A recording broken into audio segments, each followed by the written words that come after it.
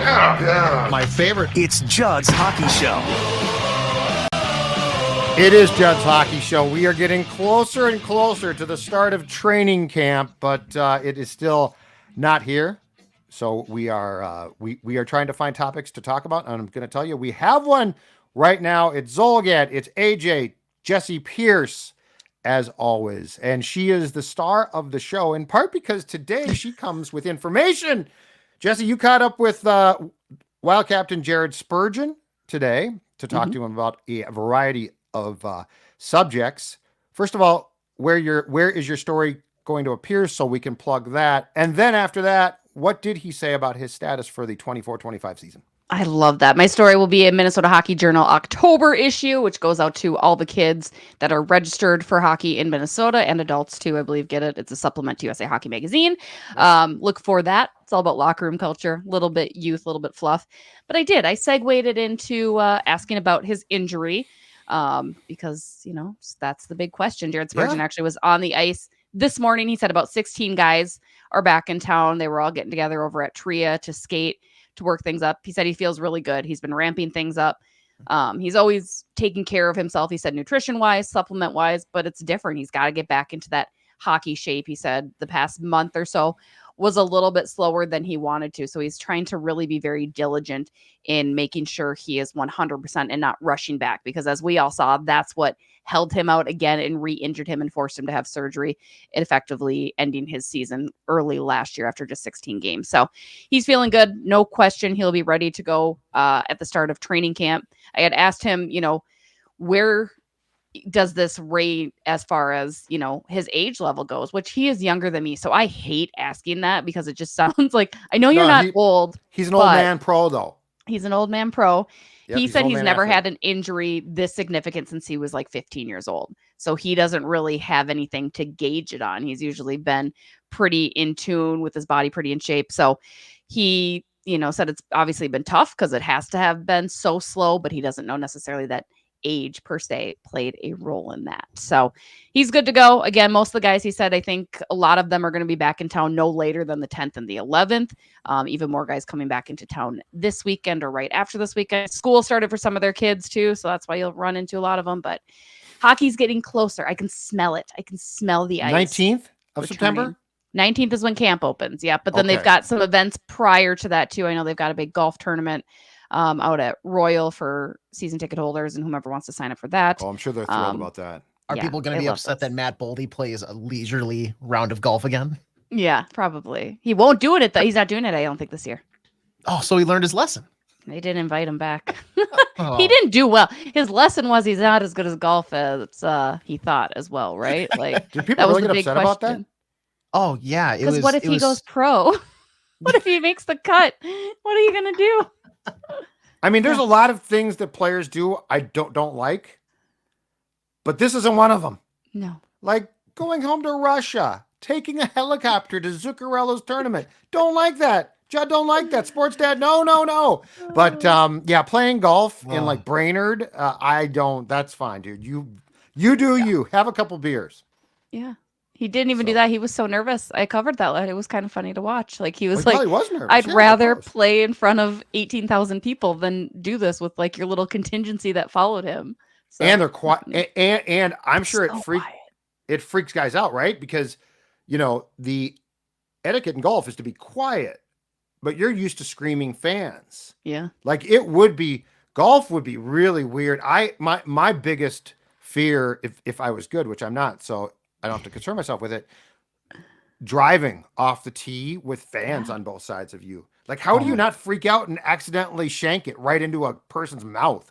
Well, I was at a wedding this past Saturday at Edinburgh up over in Brooklyn Park. Yeah. The wedding ceremony was like right up, like spitting distance from the 9th hole tee box. There was not a single good drive the entire time. Like both sides of the wedding were sitting out there. You just heard clink. Dang it. Oh, just worm burners. Oh yeah. It was, or did you see there was a video on Instagram that I saw where they were having a wedding ceremony and the guy drills a birdie on his putt, but he's like, ew, because he's trying to be respectful of the wedding happening too. And he's like, oh my God, let's go. Like it was a long putt too. Like it was a hell of a putt, like from the fringe. It was fantastic. I'd cheer. I'd rally around. Although I'm kind of the Happy Gilmore of golfers. Like I'm like, go back to your shanties, people. Like that's me. Like let's make a little noise out here. Oh, absolutely. Yeah, exactly right. So Spurgeon is coming back from a back and hip procedures. To your point, 34 ain't young for a player. It's young for a human. It's not for a player. And he's not exactly the biggest guy. How much do we think? And I mean, this guy for a very, 5'7", if I'm being kind, right? Like he is small. He's listed at 5'9" according to Elite Prospects. He's 5'7", I think. But anyway, but anyway, to pay him a compliment, he has been a very good player. Like he is. It's not just like, well, he's a little guy who made it. He is a little guy who's turned out to be a really good, effective, at least in the regular season. Playoffs are a little different player. What's the expectation, do you think, from him as far as what he can still bring, Jess? Just as far as like hips and backs for a hockey player. I mean, I'm glad he got it fixed, but those are not two things. I mean, I don't want to hear one of those two things, let alone both of them. Mm-hmm. What do you think his own expectation is for his effectiveness and how much he can continue to bring at that age to the blue line? I mean, I think you want him to return to the Jared Spurgeon that is that top pair. That's the expectation. Sure. That's what he expects of himself. That's what the organization expects from himself. And I think that's what he had kind of discussed with me just a little bit ago was it's that bumping and grinding. It's kind of seeing how the injury holds up, how the back, how the hip. We saw Zach Parise go through this for multiple years before he finally got the surgery, and he's done really well, and he's even older than Spurgeon. So, I mean, that's definitely beneficial. But yeah, you had mentioned his size, Judd. That's going to be tougher. He has to have that good hip structure, right, to balance himself, to prepare for those hits alongside the boards. Yeah, they do. That's why they're out there. Brock's got the big butt. Right.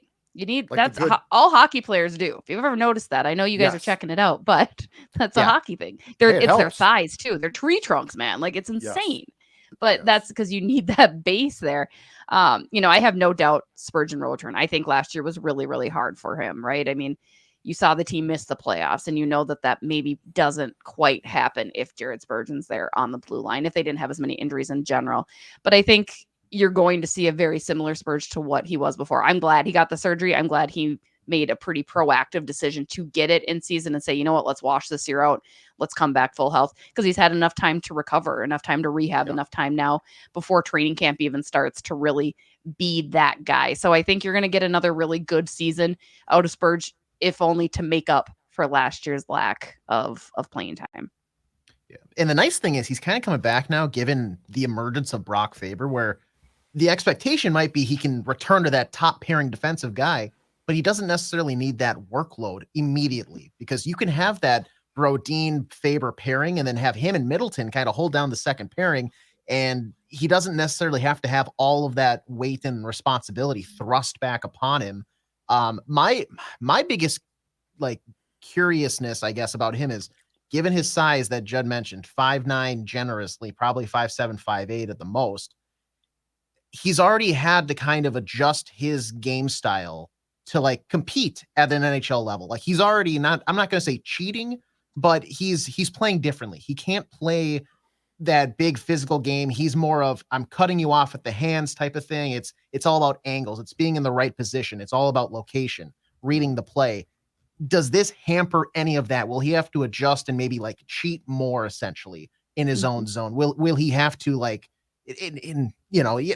I'm glad he was proactive with the surgery and now he's been healthy, but there's a difference between, going out and skating with your teammates in the off season and being able to okay, well, I'm a little sore. I'm going to take tomorrow off and then we'll get back at it on Thursday, everybody. Whereas, hey, we've got back-to-backs. You're playing at home, and now tomorrow we got to fly out to Denver, and then you're flying out west for a road trip where we go LA, Anaheim, San Jose, and then we come back home in a span of a week and a half or so. You don't really get that, we're just going to take off time just to kind of recoup. So if he can reintegrate himself back into the team, and there's really no stutter step in terms of health wise, where he's got to take days off in order to just like recoup and get back up to 100%, then, then I think we're going to see a Jared Spurgeon that we saw back in 2022, 2021, where he got the C for a reason. He's getting a lot of minutes for those reasons. I'm just nervous because of the 34 age and what Jessi said, the back and hip. That's so pivotal, pun intended, I guess, for a hockey player in terms of skating. Like it's so important. And if it's wrong, you're going to feel it and you're going to be laboring because of that. Mm-hmm. Totally. All right, Jessi, impromptu, rank the blue line. I'm going to give you 6 names, opening night prospects to play. Okay. Cause like there could be jobs lost. I'm looking at you, Johnny Merrill. There could be jobs lost. Okay. But I'm going to give you 6 names and I want you to rank. I want you to do your confidence rankings right now. Okay. Mm-hmm. Bogosian, Brodin, Faber, Merrill, Middleton, Spurgeon. I did those in alphabetical order, so there's no judgment from me there. But Bogosian, Brodin, Faber, Merrill, Middleton, and Spurgeon. How do you rank them right now as far as your confidence in them? Faber, Brodin, Spurgeon, Middleton, Bogo, Merrill. Did I nail them all? Chisholm. Did you say Chisholm? Oh, I You didn't. say No, Declan no. Chisholm. So yeah, because that could be So I'd put Declan Chisholm above Johnny Merrill. above Johnny Merrill, but below. Actually, I'd even put him above Bogosian, I think. Okay. I really liked how he played last year. I hope that I get to I see should more of look him that. up. But yeah. Yeah. So on Spurgeon, I think is fair at 3 right now. But I'm curious if we're there a month in. I'm very curious about that.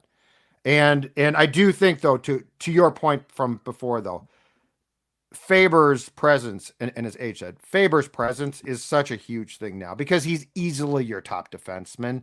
And Brodin, people get really frustrated at times with him, but I think he's just, and look, I'll circle back by saying this. I understand the playoffs have been different. I mean, Spurgeon and Brodin in the playoffs at times have been questionable, okay? But if we're talking about the regular season, I think Brodin's been a marvelous player. Yes. Now he's not sexy. Some great skater though. And I think he makes things look so simple that we're like, well, of course he made that play. He has to make that play. It's like, okay, let's see Johnny Merrill make that play. I don't mean to pick on John, but my point is Brodin is so steady. Faber is steady and yet he's more flashy, if that makes sense. He just plays. He plays a younger man's game. It's exactly. You know what I mean? Like that's he's not totally like because he's not like a great offensive presence, but he's so skilled. And yes, he's got more, probably for lack of a better term, pep in his step, right? Mm-hmm. Yeah. I mean, Brodin to me is like, he's a good table mat. If you are having a Christmas dinner, a holiday, hear the fancy one you take out at Thanksgiving. Yes. But the thing is, like, to spruce up the joint, he's going to cover up the table that has nicks and scratches. The dog is scratching at the edge of the table trying to get up for some scraps. There's stains all over the top. You're going to pull out that nice tablecloth and drape it over the table. And that's Jonas Brodin. Because is he the focal point of the dinner? No. But boy, does he clean up a lot of the mistakes and messes. He subtly improves everything about the dinner just by the appearance. And that's why he is the human tablecloth. I apologize. He's just a constant, right? Like you're just so comfortable with him. You don't lose much confidence with him. I would love to see him be more offensive minded because again, I think the Wild need that. They need some defensemen that are not afraid to step in. And that's where Brock Faber really shines too, right? He's not necessarily afraid to be a part of that offensive play. Now, I'm not saying you need a Kalen Addison out there who only wants to play forward, but for some reason is staying on the blue line. I'm saying you need taking shots now, taking shots at poor Kalen now. He didn't fist bump my kid a couple weeks ago. I'm still not over it. It's fine. We'll move on eventually. He won't, but I will. What happened to your kid? They were doing fist bumps at Beauty League, and Kalen just walked right on by.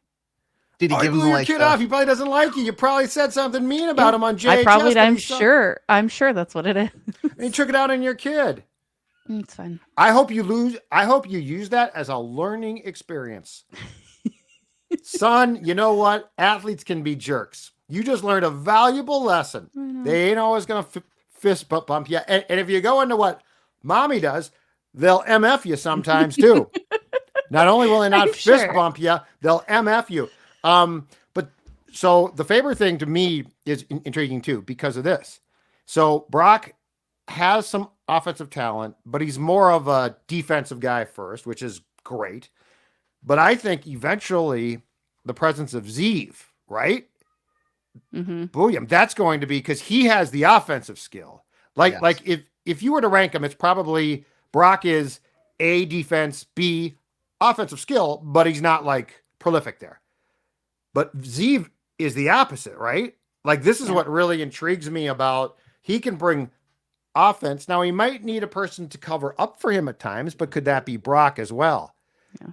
So like that's where I like the potential down the road in a year or two, the marriage of those two as defensive partners, especially in high leverage, as the kids like to say, situations. Well, and that's why Bardown and Dumba worked so well together, right? Because as you guys both said, Bardown covered up Dumba's mistakes. Dumba was able to jump in, be more offensive minded, try to do his clap bomb until he broke his shoulder and whatever.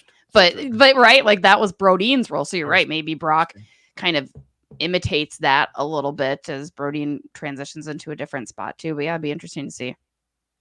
Yeah, Zeev and Brock together is going to be so much fun. Like that'll be that fire and ice type of exactly what and it's going to be the Bardown Dumba combo, but I think to another level or two, because I think Brock has that defensive ability already. The problem is like Dumba, and he had that first month or two before we got hurt, teased. We got teased because we were like, oh God, now it's finally all clicking. This is going to be such a good pairing. Matt Dumba, he is the premier defender for them. Oh, just kidding. See you later. Yeah. Unfortunately, that we have to turn away from that. Answer for a fight that has nothing to do with anything anymore. Just and with a Kachuk, you don't do that. Like that was just so that was so. But that totally changed. I mean, I think now it's forgotten. Matt Dumba was a different player before that, and he was a different player, unfortunately. And so like now, I think if you recall the last few years of Matt, Jess, that what you said seems ridiculous, right? Matt Dumba, what are you talking about? But you're not wrong. Like this guy was tracking. He was scoring a ton. He looked great. And once he hurt that shoulder, he was never and has not been the same since. He lost the power. I mean, that was just it, right? Like he had the shot that just had this power behind it. And it was like, okay, let's go. And once he lost that, he lost a lot of confidence, I think, too, right? I think it was just really hard for him to maintain. I'm excited to see what he does in Dallas because he's surrounded by so much talent and maybe that will help him. But yeah, it's unfortunate because he was, as Age said, trajecting upward. Everyone's like, here we go. We're finally getting him. We're getting Ecker to that next level. Different and then gravy. the injury. So he was pre-injury, he was special. But going back to just to tie it all in, Zeev Buium is going to be, I think, that because he has a more like finesse, whereas I think Matt Dumba was brute power. I'm going to shoot the puck through you and hopefully it finds twine. Zeev Buium has a good shot, but also it's the vision and the passing and the skating. He's just so silky smooth. And I think that's going to be an unbelievable top line pairing for the Wild for like a decade. And interesting enough, Zeev is built more like Bardown, whereas Brock's built a little bit more like Dumba, right? As far as size goes too. So, I mean, you look at that and it'll be very interesting to see how those correlate together and of course, combine. Combine together? I think correlate's right too, right? Yeah. I think you can. I didn't like it. I don't like my choice of words, but that's fine. Really, correlate? Do it for my living. It's a good word. I don't love it's not a bad word. Don't put that word down. All right, last thing. So, Jessi, what do you expect? September 19th, training camp starts. John Hynes obviously got thrown into less than enviable position last season. Dean gets fired. They're off to a terrible start. John Hynes actually did a nice job. Like they at times they were maddening, but they did come back and certainly did not continue on a track that probably would have gotten them a top draft pick. But I digress. What do you expect with John Hynes now having had the rest of 2023-24, the spring, the summer now, like because they didn't make the playoffs, it feels like they have not played a game in 6 years. What do you expect, like the personality or the style of this team to be compared to what we saw in the regular season finale, where Hynes had his system in place, but he certainly didn't have it in place with like a training camp under his belt? Yeah, I mean, I think it'll be ramped up a little bit. I do think we saw a lot of Hynes because we did get him for a good chunk of the year, right? I think his fingerprints toward the end were very much evident. I'm excited to see what he does with special teams, because that was one thing. We had a conversation with him, I believe, after free agency, so way back in July, and he had talked about how excited he is to try some different things on special teams and put some different players in some different situations, because our special teams have not been great either on the power play or the PK, right? So to finally see something different. Now, again, he's not wholly in charge of that. I think Jason King is a large part of that as well. But I'm excited to see that. I'm excited to see some different line combinations too. I think he wasn't necessarily afraid to do anything different last year. He is probably going to put Zuccarello and Kaprizov back together, but I'm excited to see who he puts up the middle. I just want to see something different. Plus, I think they get bagged on day one. I think that's definitely going to be happening. Really? Work them. Why not? Yeah. You missed the love playoffs. You had all summer off. Yeah. I told you. Yeah. I told good old Yossi to bag him for like a year and a half, and he wouldn't do it. Yeah, just bag him. Just to kick things off. Just set the tone. You know what? This is about I love the idea. I just don't I mean, I'll be so pleasantly surprised if he does it. Yeah. I think that's the type of coach I would be. Like, hey, I like you, but we're going to work. This is day one. You're getting bagged. I mean, we did that in high school soccer, for crying out loud. We had to do hills on like day one. Well, that's because that was back in the old days when kids had to work hard. Now it's all. We had to pass a conditioning test back in those days. Now I still hate August for that. Show up and you get a trophy. Hey, thanks for showing up. Here's a trophy. I'm sure we're going to have a great year. Yeah. I mean, things have changed a lot. To your point too, okay, special teams obviously has to improve. Absolutely has to. I'll be curious to see what the special teams look like. Are we going to default to friends playing with friends, or are we actually going to have a strategy there?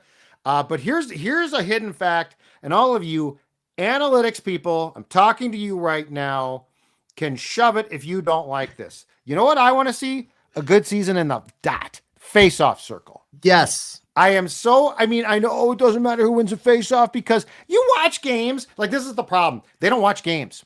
Like, how many times, Jessi, have we seen, or H, have we seen you lose a face-off and it's not a scrum? It goes right, it's a clean win and it cost you offensive zone time, or it cost you time where you don't win the face-off and now the puck's gone. I want to see a team that can win some damn face-offs consistently and big ones, and that to me would be a breath of fresh air. Jack Capiano, is that how we say his name? Jack Capiano. Yeah, he's a former. He played in the league, and he was the former head coach of the Islanders, I believe, right? Yes, for part of like 7 seasons, I think. But win some faceoffs consistently. But I think that's going to be his big role. I think that's going to, again, with Darby out, I think he takes on that. What? Should I talk to him? Jack, we got to win faceoffs. Get in his face about it. Do whatever you got to do to win faceoffs. Day one of camp. I mean, they have been embarrassingly bad at times. Yeah. Yeah. It blows my mind that there is a narrative out there that face-offs just don't matter. They mean everything. They mean everything. Possession. Exactly. Do you want to kick off in football, or do you want to receive the ball? Right? You want the ball. You want to score. And how do you do that? By having the puck. If you have a face-off in the offensive zone to start power play, there's 20 seconds that get killed if you don't win that face-off and the other team does and clears the puck. Now you have to go through the hassle of a re-end. You are starting in the offensive zone. You don't need to set anything up.